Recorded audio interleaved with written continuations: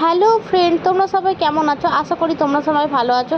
এই দেখো, আমি সূর্যমুখী ফুলের দানা নিয়ে নিয়েছি। এগুলো পাখির দানা, পাখিরা খায়। তো আমি এই দানাগুলো ওই ভিজানো টবে বসাবো। এই ভেজা টবটায় বসানোর পর এগুলো আমি সবগুলোই বসিয়েছিলাম, কিন্তু একটা কাঠবিড়ালি এসে এই দানাগুলো খেয়ে নিয়েছে। একটাই মাত্র বেঁচেছিল। এটা বসানোর কয়েকদিনের পরেই একটা অঙ্কুর মতো বেরিয়েছিল। তো আমি ভাবতেও পারিনি যে এরকম কিছু বেরোবে। তার কিছুদিন পরে এরকম একটা ছোট্ট পাতা মতো বেরিয়েছে। তার কিছুদিন পরেই আবার এরকমভাবে একটা ফুল হয়েছে, মানে ফুল গাছ হয়েছে, সরি। তো এই ফুলটা দেখে অদ্ভুত লাগছিল, এটা কি কখনো সূর্যমুখী ফুল হতে পারে? তারপর যেটা দেখলাম, না সত্যি এটা সূর্যমুখী ফুল হয়েছে, কিন্তু কেমন যেন ঝেমানো, ভালো লাগছিল না প্রথম দিকে যে এরকমভাবে সূর্যমুখী ফুল হয়, এটা আরও বড় হয়।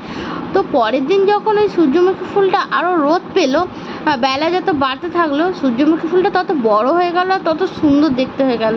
আমি তো দেখে পুরো অবাক হয়ে গেছি, আর ভীষণ ভালো লেগেছে। আমি যে গাছের এক্সপিরিয়েন্সটা করেছি, তোমাদের কেমন লেগেছে জানিও। আর ভালো লাগলে একটা লাইক, কমেন্ট আর সাবস্ক্রাইব করে দিও। Thank you.